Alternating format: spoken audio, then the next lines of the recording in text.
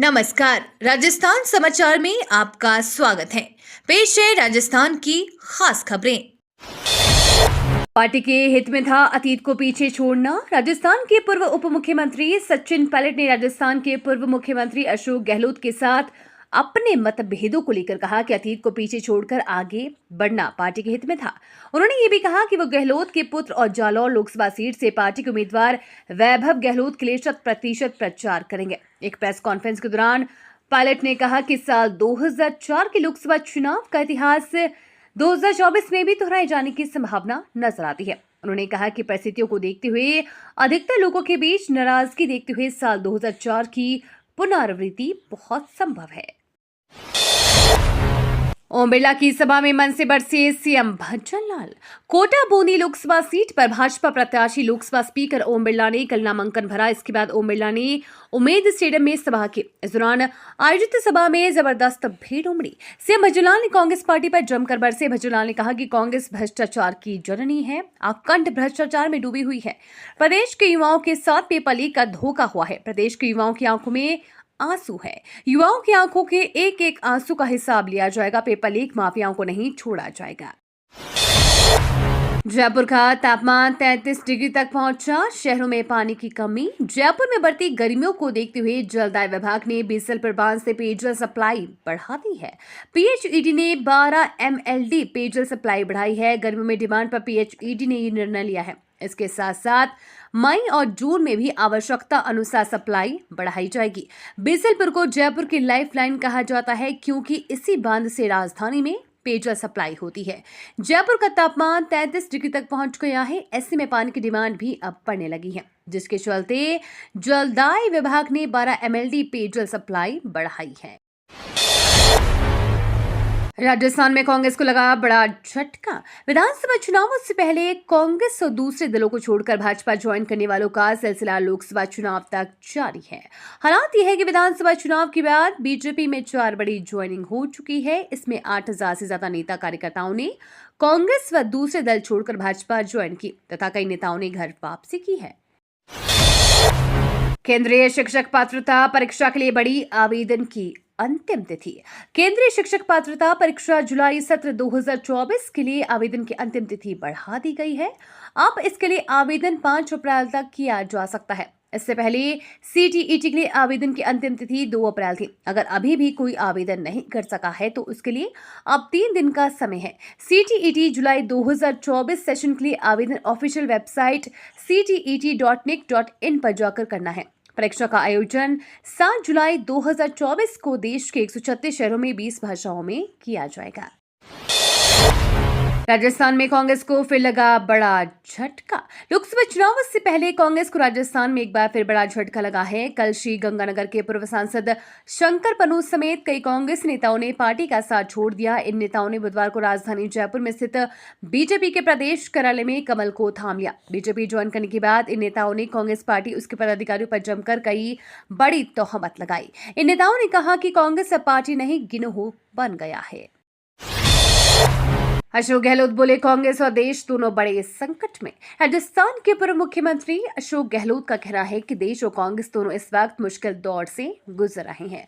केंद्र की भाजपा सरकार ने पिछले 10 सालों में देश के हालात को इस हद तक खराब कर दिया है कि आगामी लोकसभा चुनाव देश व समाज के भविष्य को आकार देने के साथ साथ संविधान और लोकतंत्र को बचाए रखने के लिए भी बेहद महत्वपूर्ण हो गए हैं। साथ ही उन्होंने कहा कि भाजपाई आज जो सर्टिफिकेट बांट रही हैं कि कौन राम भक्त है और कौन नहीं। उनके अलावा पूर्व उप मुख्यमंत्री सचिन पायलट ने भी लोगों को भाजपा के झूठे प्रचार और मार्केटिंग से सावधान रहने को कहा।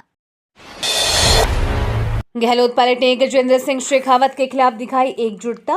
राजस्थान में लोकसभा चुनाव के दौरान पहली बार अशोक गहलोत और सचिन पायलट एक मंच पर आए। पूरी कांग्रेस एकजुट दिखाई दी। दरअसल कल कांग्रेस के प्रत्याशी करण सिंह उच्चेड़ा के पक्ष में आयोजित नामांकन सभा में कांग्रेस की एकजुटता नजर आई। विधानसभा चुनाव के बाद पहली बार एक ही मंच पर प्रदेश अध्यक्ष गोविंद सिंह डोटासरा, प्रभारी सुखजिंदर सिंह रंधावा, पूर्व सीएम अशोक गहलोत, पूर्व डिप्टी सीएम सचिन पायलट और नेता प्रतिपक्ष टीमा रामजोरी एक साथ नजर आए। सभी ने कहा कि हम सबने मिलकर करण सिंह को मैदान में उतारा है। पूरी कांग्रेस को एकजुट होकर इनका साथ देना है और चुनाव जिताकर दिल्ली भेजना है। मानव अंग प्रत्यारोपण के फर्जी एनओसी मामले में 5 सदस्यीय कमेटी का गठन। राजस्थान सरकार ने एक और आदेश जारी कर प्रदेश में मानव अंग प्रत्यारोपण के फर्जी एनओसी मामले में एवं निजी अस्पताल में अंग प्रत्यारोपण प्रकरण के संबंध में जांच के लिए चिकित्सा शिक्षा आयुक्त की अध्यक्षता में 5 सदस्यीय उच्च स्तरीय कमेटी गठित की है। यह समिति 15 दिवस में जांच रिपोर्ट प्रस्तुत करेगी। अतिरिक्त मुख्य सचिव चिकित्सा शिक्षा शुभ्रा सिंह ने बताया कि चिकित्सा शिक्षा आयुक्त की अध्यक्षता में गठित इस उच्च स्तरीय कमेटी में रजिस्ट्रार राजस्थान मेडिकल काउंसिल, मानव अंग एवं उत्तक प्रत्यारोपण के प्राधिकृत अधिकारी, वरिष्ठ विधि परामर्शी तथा शासन उप सचिव चिकित्सा शिक्षा को सदस्य एवं नोडल अधिकारी एनओटीपी को सदस्य सचिव के रूप में नामित किया गया है। राजस्थान के पूर्व डिप्टी सीएम सचिन पायलट ने शिक्षा मंत्री मदन दिलावर के बयान पर पलटवार किया। राजस्थान के पूर्व डिप्टी सीएम सचिन पायलट ने शिक्षा मंत्री मदन दिलावर के बयान पर पलटवार किया। उन्होंने कहा, यह आचार संहिता लगी हुई है, इस मौके पर धमकियां देना बड़ा अशोभनीय है। सचिन पायलट बोले, पेपर लीक जैसे गंभीर मुद्दे पर अगर हम जड़ तक पहुंचकर बड़े लोगों को एक्सपोज करते हैं तो उसका मैं हमेशा से स्वागत करता रहा हूं, लेकिन भाजपा सरकार को प्रतिशोध और बदले की भावना से काम नहीं करना चाहिए। सचिन पायलट बुधवार को बाड़मेर में सुबह मीडिया कर्मियों से बातचीत कर रहे थे। उन्होंने शिक्षा मंत्री मदन दिलावर के लिए कहा कि एक जिम्मेदार पद पर बैठे व्यक्ति को ऐसा नहीं करना चाहिए। मायावती 17 अप्रैल को करेगी राजस्थान में चुनावी रैलियों का आगाज। यूपी की पूर्व सीएम मायावती राजस्थान के चुनावी दौरे पर आएगी। मायावती 17 अप्रैल को अलवर में जनसभा को संबोधित करेगी। बसपा ने अलवर से फजल हुसैन को टिकट दिया है। बसपा ने रैली को लेकर तैयारी शुरू कर दी है। 19 अप्रैल को काम पर न जाए मजदूर। श्रम विभाग ने घोषित किया अवकाश, बिना काम के मिलेगा वेतन।